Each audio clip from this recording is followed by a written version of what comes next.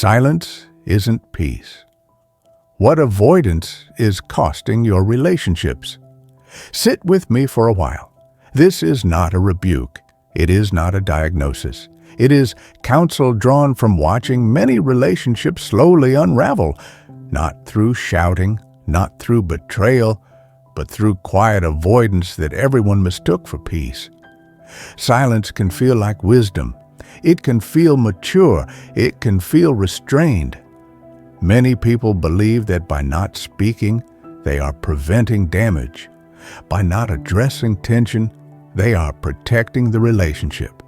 By letting things pass, they are choosing harmony.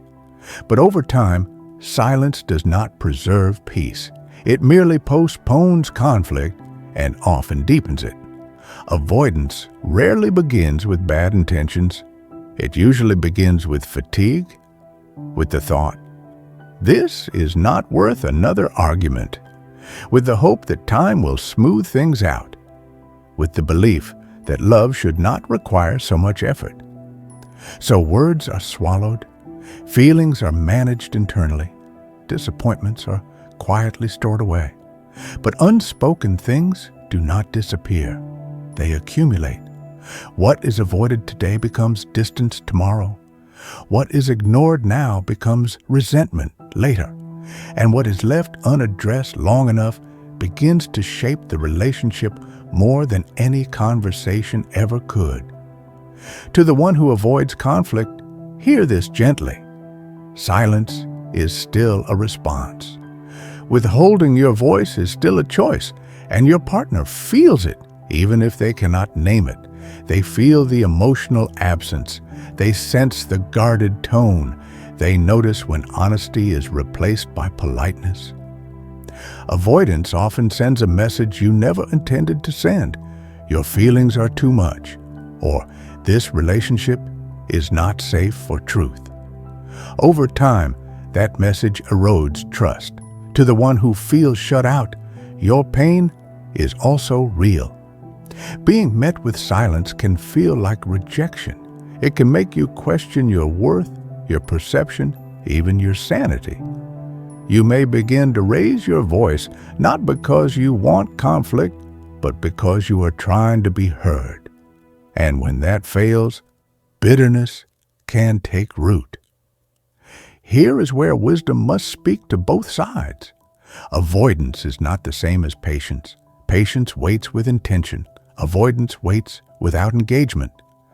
Patience holds space for growth. Avoidance builds walls. Many relationships suffer not because of what was said, but because of what was never allowed to be said. Silence feels peaceful only to the one choosing it. To the one on the other side, it often feels like abandonment. And yet, speaking poorly can also wound. Harsh words, careless accusations, and unresolved anger damage relationships just as deeply. So the answer is not constant confrontation. The answer is honest, disciplined communication. There is a difference between peacekeeping and peacemaking. Peacekeeping avoids disruption. Peacemaking enters discomfort with the goal of restoration. Healthy relationships are not quiet because nothing is wrong. They are honest because truth is welcomed. Avoidance often hides fear. Fear of being misunderstood, fear of escalation, fear of losing control, fear of discovering that the relationship may not survive honest conversation. But relationships do not collapse because truth is spoken. They collapse when truth is buried. What you do not address begins to define you. It shapes how you show up. It alters your tone. It leaks out in sarcasm, withdrawal, impatience, or emotional distance. You may think you are keeping the peace, but your behavior tells a different story. And here is a hard truth learned over time. Unresolved tension does not stay contained. It spills into everything: parenting, intimacy, respect, and even self-worth. Silence can feel noble, but silence without resolution is not wisdom. It is fear dressed as maturity. This does not mean every thought must be spoken immediately. Timing matters, tone matters, intention matters. But avoidance as a lifestyle slowly starves relationships of oxygen. Ask yourself difficult questions without condemnation. Am I silent because I am calm or because I am afraid? Am I avoiding this conversation to protect the relationship or to protect myself from discomfort? Have I mistaken emotional distance for peace? Relationships grow strong not when conflict is absent, but when it is handled with courage and care. If you're the one who avoids, learn to speak before distance hardens. If you're the one who pursues, learn to invite dialogue without accusation. Both require humility. Both require patience. Peace is not the absence of tension. Peace is the presence of understanding. Silence cannot build understanding.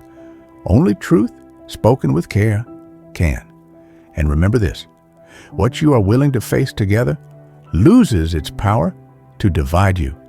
What you refuse to face quietly begins to decide for you. Silence isn't peace. It is a pause, and every pause eventually ends.